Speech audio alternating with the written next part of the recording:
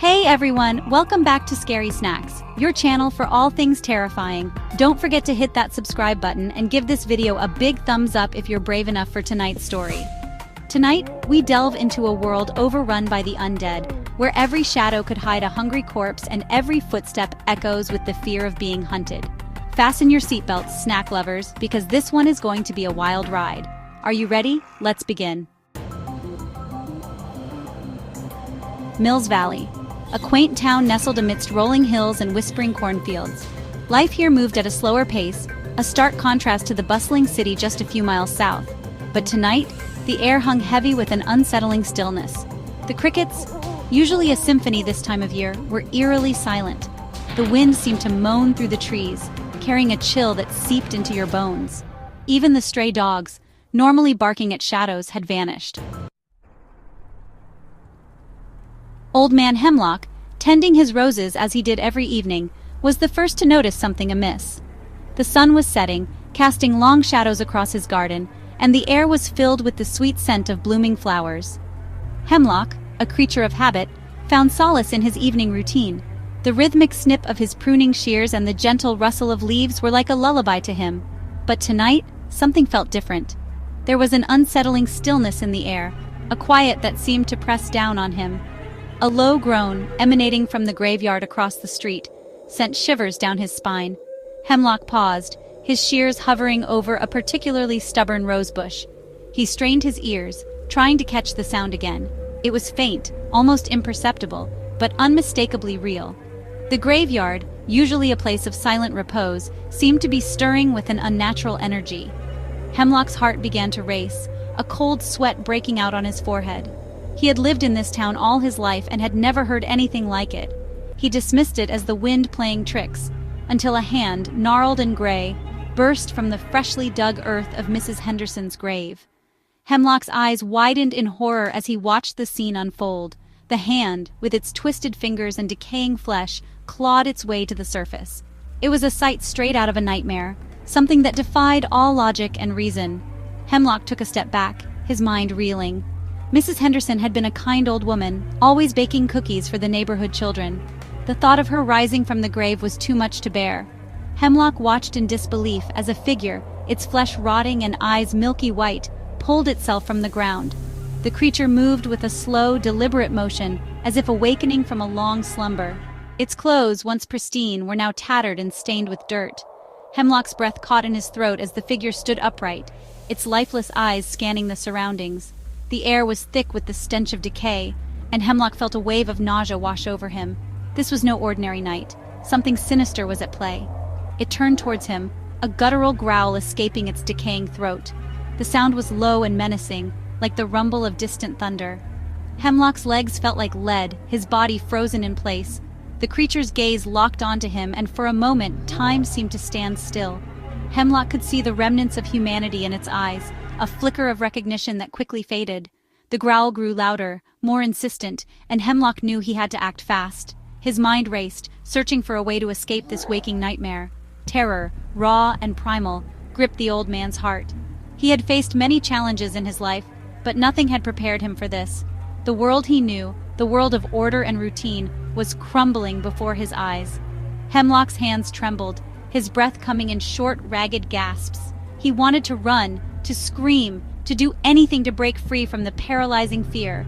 But all he could do was stand there, rooted to the spot as the undead horror advanced towards him. The night was just beginning, and Hemlock knew that it would be a long, harrowing ordeal. The screams started soon after. It was a night like any other in Mills Valley, a quaint town where everyone knew each other, and the streets were always filled with laughter and joy. But tonight, something sinister was brewing. The air was thick with an eerie silence, broken only by the occasional rustle of leaves in the wind. The dead, awakened by some unknown evil, clawed their way out of their graves. It was as if the very ground beneath the town had come alive, spewing forth its long-buried secrets. The cemetery, once a place of peace and remembrance, had become a scene of horror. Tombstones toppled over as skeletal hands broke through the soil, followed by decaying bodies that should have remained at rest. Driven by an insatiable hunger, they descended upon the unsuspecting town. Panic erupted like wildfire. The townspeople, who had been enjoying a quiet evening, were now running for their lives. The undead moved with a terrifying purpose, their hollow eyes fixed on their prey. The once serene streets were now a battleground, with the living desperately trying to escape the clutches of the dead. Streets, moments ago filled with the sounds of children laughing, were now choked with the terrified cries of the living and the moans of the undead. The transformation was swift and brutal. Playgrounds and parks where children had been playing just hours before were now scenes of chaos and carnage. The air was filled with the acrid smell of fear and the haunting sounds of despair. Neighbors turned on neighbors, driven mad by fear or the bite of the infected. Trust, once the bedrock of this close-knit community, crumbled in an instant. Friends and family members, unable to recognize each other in their panic, lashed out in desperation.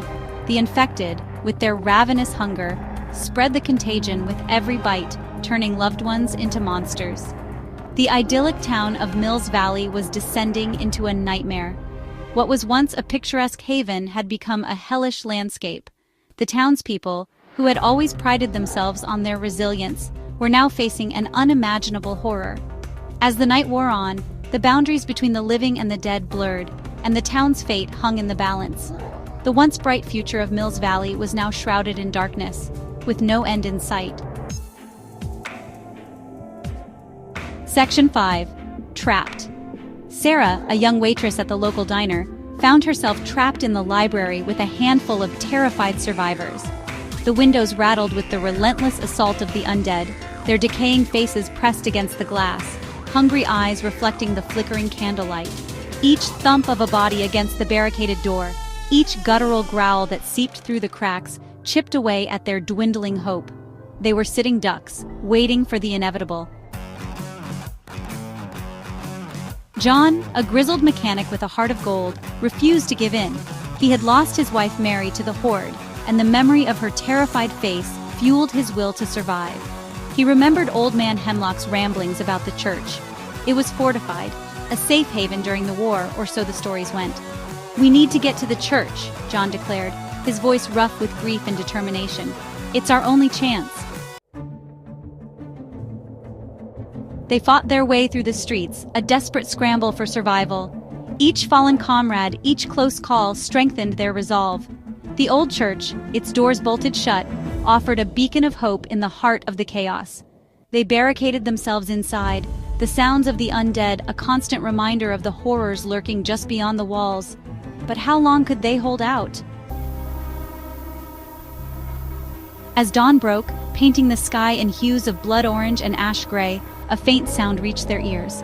A helicopter, its blades slicing through the heavy silence. Could it be? Was someone out there? Was rescue finally coming? Hope, fragile and flickering, ignited in their hearts, but as they pushed their way to the roof, a chilling sight awaited them. The helicopter wasn't there to save them. It hovered ominously, its blades slicing through the air with a mechanical whir that seemed to echo the dread in their hearts. The sky was a canvas of dark clouds, and the helicopter's presence only added to the foreboding atmosphere. It was a stark reminder that hope was a fleeting illusion in this apocalyptic world. Below, a massive horde of zombies, tens of thousands strong, was converging on their location. The ground seemed to tremble under the weight of their relentless march. Each step they took was a step closer to the end, a step closer to the inevitable doom that awaited anyone who dared to stand in their way.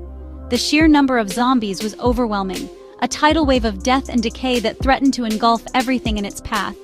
And at the front of the horde, leading the charge with a chilling intelligence in its dead eyes, was someone Sarah thought she knew. The zombie's gaze was unnervingly focused, a stark contrast to the mindless hunger that drove the rest of the horde. It moved with purpose, its every action calculated and deliberate. Sarah's heart skipped a beat as she recognized the familiar features twisted into a grotesque parody of the person she once knew.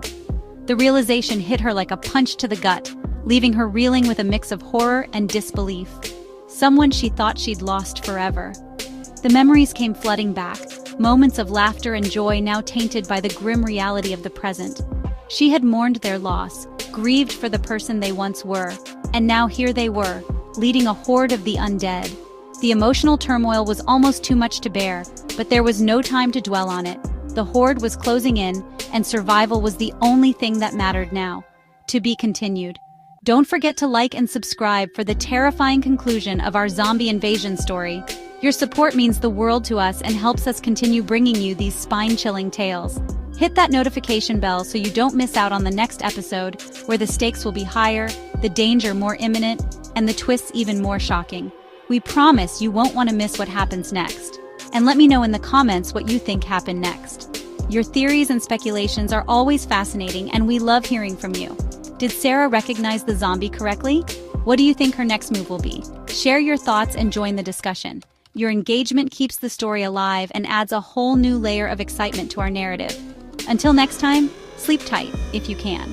The night is dark and full of terrors, and who knows what lurks in the shadows. Keep your doors locked, your windows barred, and your wits about you. The world of the undead is never far away, and the next chapter of our story is just around the corner. Sweet dreams, or nightmares.